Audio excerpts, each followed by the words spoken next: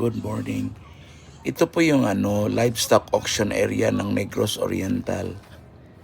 Since Mga 2012, ka-farmers, good nag-start morning. ako ng lechon business. Dito ko nakita yung pinakamaraming baboy.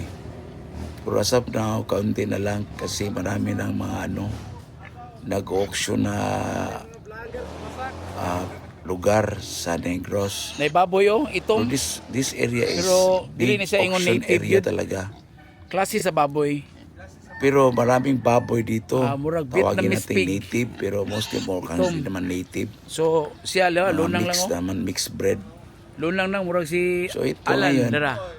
bili ako for my stocks papuntang Cebu. Taro nga nag-vlog. Dito may maraming asa may presyo, presyo mo? pero kung Dali akong gikuha na gown kaning bili ka na yung di masyadong mahal na Ay sa presyo mga kasi pag prime mahal, minister ba?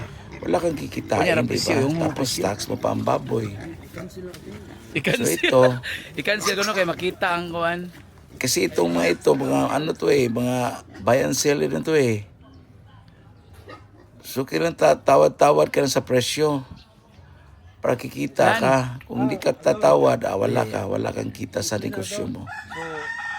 guys, Oh. So ito, Monday ito, pag Tuesday tayo marami, may mga baka, Hindre, may mga kambing, manok, mga lahat.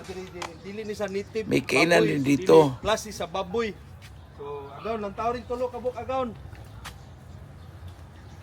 Yun lang. Thank you.